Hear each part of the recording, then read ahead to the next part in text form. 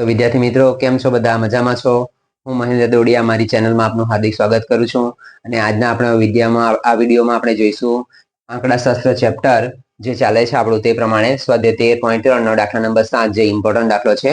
બરાબર, તો વિદ્યાર્થીઓની સંખ્યા અને વજન આપેલો છે, ત્યાર પછી એફઆઈ આપેલી છે, તેની કુલ સરવાળો આપેલો છે 30, અને આગળના દાખલામાં આપણે જોયું તે પ્રમાણે આની સંચય આવૃત્તિ આપણે શોધવાની છે. બરાબર, તો પહેલા શું લખીશું? આપણે ડાયરેક્ટ લખીશું. હવે આગળના દાખલામાં બધે સરવાળો કરીને બતાવેલું હતું એટલે આપણે ડાયરેક્ટ લખીએ કે પહેલી સંચય આવૃત્તિ આવશે કેટલી? 2. બરાબર, પછી 2 માં નીચે ઉમેરીએ તો 2 ને 3 થવાના કેટલા? 5 થશે. બરાબર, 5 માં 8 ઉમેરીએ તો 5 ને 8 થશે 13, 13 ને 6 થશે 19, 19 ને 6 થશે 25, 25 ને 3 થશે 28, અને છેલ્લે થશે 30. આગળના વિડીયોમાં મેં કીધું તે પ્રમાણે કે શું થશે કે એફઆઈ આવૃત્તિનો સરવાળો જે થતો છે તે છેલ્લે સંચય આવૃત્તિ બનાવતી વખતે છેલ્લે તેટલા થવા જ જોઈએ. બરાબર, ફરી પાછો કહું છું, જે અહીંયા આગળ n બરાબર 30 થતા હોય તો 30 થવા જોઈએ, 100 થતા હોય તો 100, 50 થતા હોય તો 50 થવા જોઈએ. જો નહીં થતા હોય તો આપણી સરવાળામાં કોઈ જગ્યાએ ભૂલ છે એવું થશે. બરાબર, ત્યાર પછી આપણે જોઈએ તો મધ્યસ્થ વર્ગ નક્કી કરવા માટે શું કરીશું? આપણે n ના છેદમાં 2 મું અવલોકન. બરાબર, n ના છેદમાં 2 મું અવલોકન. n બરાબર કેટલા આપેલા છે આપણને? 30. બરાબર, તો લખીશું 30 ના છેદમાં 2 મું અવલોકન. 30 ના છેદમાં 2 એટલે કેટલા આવશે?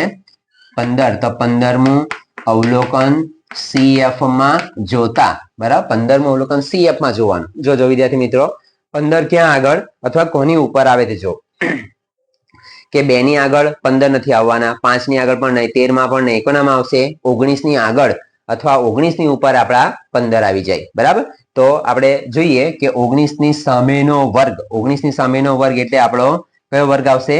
55 થી 60. આ શું થશે? આપણો m વર્ગ. બરાબર, તો અહીંયા લખીશું આપણે m વર્ગ બરાબર કેટલા આવશે?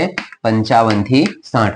હવે તેમાં જ આપણે જોઈએ તો f અને cf લખવાનું છે. આગળના દાખલામાં કીધું તે પ્રમાણે કે f એટલે શું આવશે? તો જે વર્ગ આપણો છે તેની સામેની જે આવૃત્તિ છે તેને f કહેવાશે, અને તેની સામેની સંચય આવૃત્તિ ની ઉપરની આવૃત્તિ તેને શું કહેવાશે? CF કહેવાશે. બરાબર, આ CF કહેવાશે. લખી દઈએ આપણે કે L બરાબર આપેલા છે આપણને 55, ત્યાર પછી n/2 આપણે કરેલા છે તેનો જવાબ આપેલો છે કેટલો? આપણને 15 આપેલો છે. ત્યાર પછી CF બરાબર કેટલા આવશે? તો 13 આવશે. F બરાબર કેટલા આપેલા છે? તો 6, અને H એટલે આપણને ગેપ કેટલાની આપેલ છે? 40 માં 5 ઉમેરે તો 45 ને બાદ 50 ને બાદ 55, એ રીતે. બરાબર, એટલે કેટલાની ગેપ છે? તો 5 ની, એટલે વર્ગ લંબાઈ 5 કહેવાશે. બરાબર, ત્યાર પછી જોઈએ તો મધ્યસ્થનું સૂત્ર લખીશું કે મધ્યસ્થ m બરાબર L plus n/2 minus CF ના છેદમાં f ગુણ્યા h. બરાબર, આ રીતે. તો L બરાબર કેટલા આવશે? તો L બરાબર અહીંયા આગળ આપેલા છે આપણને 55 પ્લસ n/2 આપેલા છે આપણને 15 માઇનસ CF આપેલા છે આપણને 13, f કેટલા આપેલા છે આપણને? 6. બરાબર, અને h એટલે આપણને વર્ગ લંબાઈ આપેલી છે કેટલી? તો 5 ની. બરાબર, આગળ જોઈએ તો અહીંયા જોઈશું આપણે કે 55 પ્લસ, હવે એમ પણ h ની કિંમત ને f ની કિંમત ભાગ નથી ઉડતા એટલે આપણે શું કરીશું? બાદબાકી કરીશું. તો 15 માંથી 13 જાય તો રહેશે કેટલા? 2, અને ગુણ્યા ઉપરના જે 5 છે તે, અને છેદમાં આવશે કેટલા? 6.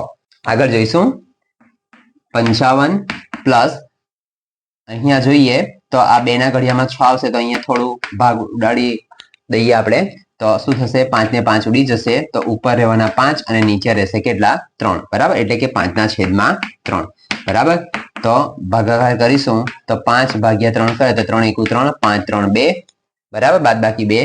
ત્યાર પછી ભાગ નહીં જાય તો પોઈન્ટ અહીંયા આગળ આવશે 0, એ 0 ને ઉતારીએ આપણે નીચે તો થશે 3 × 18. ત્યાર પછી 20 18 2, ફરી પાછા 0 0, ફરી પાછા 3 × 18. બરાબર, તો તેવું જ આગળ આવ્યા કરશે એટલે શું જવાબ આવશે? 1.66. આ રીતે. બરાબર, તો અહીંયા લખીશું આપણે 1.66. સરવાળો કરીએ તો શું થશે? રૂપિયામાં રૂપિયા ઉમેરીશું તો 55 ને 1, 55 ને 1 કેટલા થશે? 56, 56.6 અથવા 66 જે લખો તે. બરાબર, એટલે 56.66 જે લખો તે. બરાબર, એટલે જવાબ આવશે આપણો 55.66. તો મધ્યસ્થ આટલો આવશે. બરાબર, તો વિદ્યાર્થી મિત્રો અહીંયા આપણો દાખલો મધ્યસ્થનો પૂરો થાય છે, અને આ ચેપ્ટર પણ અહીંયા પૂરું થાય છે. તો હવે પછી નેક્સ્ટ વિડીયોમાં નેક્સ્ટ ચેપ્ટરમાં જોઈશું આપણે. ત્યાર સુધી વિડીયોને જોતા રહેજો, લાઈક કરજો, શેર કરજો અને વિડીયો ગમે તો સબસ્ક્રાઇબ કરજો. Tata bye bye, C you.